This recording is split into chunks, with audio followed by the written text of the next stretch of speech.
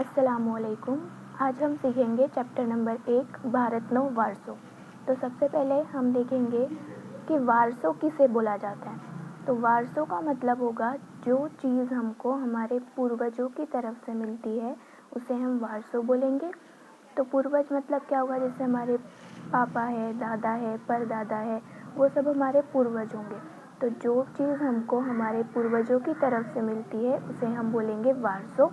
तो यहाँ पर हम परफेक्ट उसकी व्याख्या देख लेते हैं, वारसो किसे कहेंगे। तो वारसो का मतलब होगा, पहले सबसे आसान वाली व्याख्या देखो नीचे, पेढ़ी दर पेढ़ी जे काई आपने मरे ते ने वारसो कहे छे। यानी पेढ़ी दर पेढ़ी, पेढ़ी किसे बोलेंगे, जैसे हमारे दादा, तो दादा के बाद की पीढ़ी क्या होगी, हमारे पापा, पापा के बाद की पीढ़ी हमारी क्या होगी, हम खुद, तो उसे पेढ़ी बोलेंगे। तो पेढ़ी दर पेढ़ी जे काई आपने मळे छे तेने वारसो कहे छे। इसकी थोड़ी डिटेल में व्याख्या देखते हैं। तो ये ऊपर दी हुई है। तो वारसो का मतलब इस हिसाब से क्या होगा कि समझो अगर हमारे दादा परदादा का कोई धंधा है या कोई बिजनेस है, जैसे कपड़ों का धंधा है, तो हमारे दादा ने कपड़े का धंधा स्टार्ट किया, उसके बाद वो उनका बिजनेस कपड़ों का हमारे पापा को मिलता है, तो हमारे पापा उसमें कुछ नया ऐड करते, कुछ नई टेक्निक इस्तेमाल करते।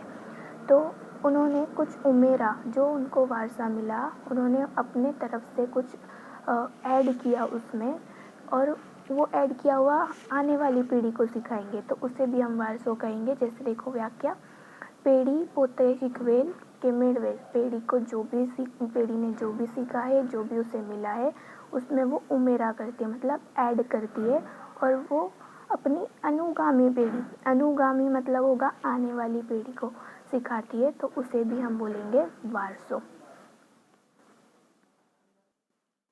अब देखो, वारसों के दो प्रकार होते हैं, एक होता है प्राकृतिक वारसो और दूसरा होता है सांस्कृतिक वारसो।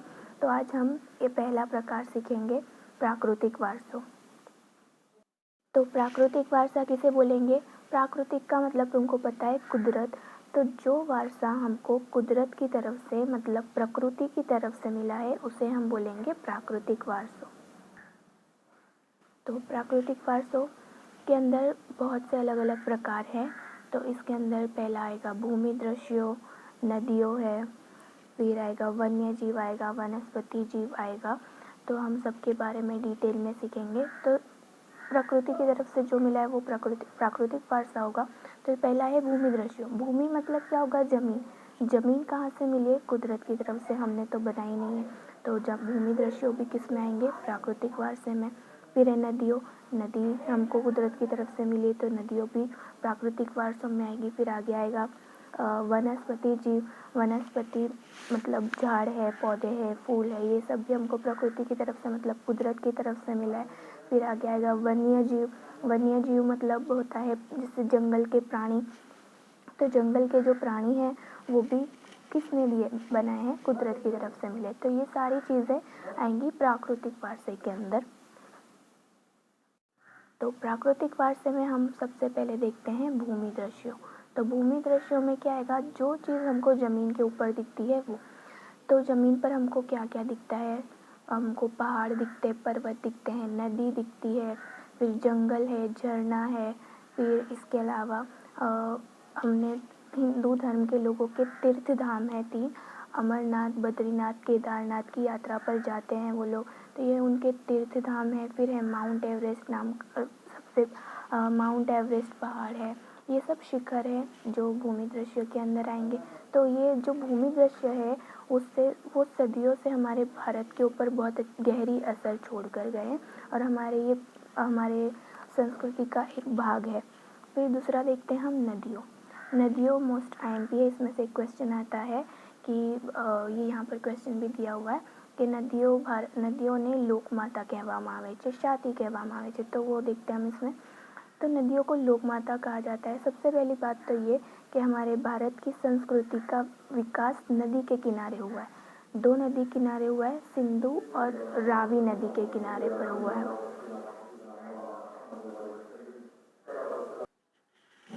तो भारत की संस्कृति का विकास नदियों के किनारे हुआ है, सिंधु और रावी नदी के किनारे। इसको सिंधु खीरनी संस्कृति भी बोला जाता है। तो हमारे भारत के अंदर बहुत सारी नदियाँ हैं, जैसे सिंधु, गंगा, यमुना, कावेरी, नर्मदा, गोदावरी। तो इन सब नदियों ने भारत का लोक जीवन बहुत समृद्ध बनाया है। तो इन सब नदियों की वजह से ही हमको पीने का पानी मिलता है, वपराश का पानी मिलता है। इसके अलावा सिंचाई मतलब खेतरों में जो पानी दिया जाता है वो सिंचाई, फिर बिजली बनाई जा सकती है, खेती के काम में इस्तेमाल होता है। तो पानी का उपयोग बहुत ज़्यादा है, हमारे जीवन में पानी का बहुत ज़्यादा महत्व है। इसके अलावा हमारे संस्कृति के जो सर्जक हैं, जिन्होंने हमारे भारत की संस्कृति बनाई है, वो लोग पहले के ज़माने में मिट्टी से ही बर्तन बनाते थे। अब मिट्टी से बर्तन बनाने हैं तो मिट्टी को पानी से उसको मिक्स तो करना पड़ेगा ना, तो मिट्टी के बर्तन बनाने के लिए भी वो लोग पानी का इस्तेमाल करते थे। वो लोग पूरे पूरे घर उनके पूरे पूरे मकान मिट्टी से बनाया करते थे, खिलौने बनाते थे, रमकड़े बनाते थे। तो उन सब चीज़ों में पानी का इस्तेमाल बहुत होता था। और हमको आज भी हमको हम देखने जाते हैं उषा संध्या दृश्य, मतलब देखने जाते हैं ना, सनसेट देखने जाते हैं। जब सूरज उगता है, सूरज ढलता हुआ दिखता है, तो वो कितना खूबसूरत नज़ारा होता है। तो ये सब हमारी ज़िंदगी में बहुत अच्छा लगता है। तो ये सब किसकी वजह से है? नदियों की वजह से। इस वजह से नदियों ने हमको इतनी अच्छी चीज़ें दी है, हमारी ज़रूरतें पूरी हो रही है, नज़ारे दिए हैं। इस वजह से ही नदियों को लोक माता कहा जाता है। अब हम देखेंगे प्राकृतिक वारसे में वनस्पति जीवन और वन्य जीवन। तो सबसे पहले देखते हैं वनस्पति जीवन। तो वनस्पति मतलब क्या होगा? जो जंगल में झाड़ होते हैं, पौधे होते हैं, फूल होते हैं, उन सब के बारे में। तो हमारे भारत में इन सभी चीज़ों को भी बहुत मानने में आता है, बहुत आदर दिया जाता है। हमारी जो प्राचीन प्रजा है, पुरानी प्रजा है, वो प्रकृति प्रेमी थी। प्रकृति प्रेमी कैसे थी? तो जो भी हम झाड़ होते हैं, वृक्ष होते हैं, फूल होते हैं, उन सब की हिंदू धर्म में पूजा की जाती है। तो इस वजह से हम उसे, हमारी प्राचीन जो प्रजा है, उसे प्रकृति प्रेमी भी कहा जाता है। तो हमारे भारत में कौन कौन से वनस्पति है, कौन कौन से छोड़ है, वो देखते हैं। तो हमारे देश में वड़ है, वड़ वो बहुत बड़ा झाड़ होता है। पीपड़ों, लिमड़ों, तुलसी, इन सबको पवित्र मान के उसकी पूजा की जाती है। ये इस जंगलों में से हमको ऐसे बहुत सारे छोड़ भी मिलते हैं जिसको हम औषधि की तरीके से इस्तेमाल करते हैं। औषधि मतलब दवा के तौर पर, जैसे आमड़ा है, हरड़े, बहेड़ा, तुलसी, लिमड़ो, ये सारी चीज़ें, ये सारी दवाइयों की तरह से इस्तेमाल किया जाता है, बहुत सी बीमारियों में काम आता है। फिर फूल देखें तो गुलाब, चंपा, मोगरो, कमल, सूरजमुखी, ये सब फूलों ने भी हमारे जीवन को बहुत सुंदर बना दिया है और हमारे रोज़िंदा ज़िंदगी में हमें बहुत काम आते हैं, बहुत उपयोगी है। और हिंदू धर्म में ये तुलसी का जो छोड़ है उसको बहुत पवित्र मानते हैं। वो लोग अपने घर के आंगन में भी रखते हैं और रोज़ सुबह उसकी पूजा करते हैं।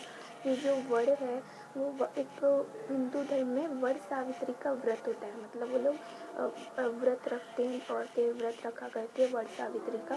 तो मतलब इससे हम पता लगा सकते हैं कि वो लोग कितना आदर करते हैं। तो इस वजह से हमारी प्रजा प्रकृति प्रेमी है, ये हम कह सकते हैं।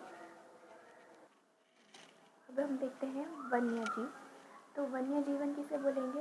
तो जंगल में रहने वाले जो प्राणी होते हैं उसे हम वन्य जीव बोलेंगे।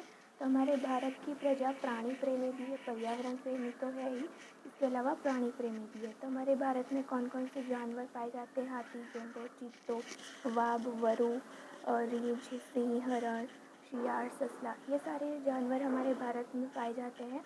और हम कहीं पर भी नहीं, पूरे एशिया में कहीं पर भी नहीं, सिर्फ हमारे गुजरात के गिर जंगल में सिंह देखने मिलते, एशियाई सिंह।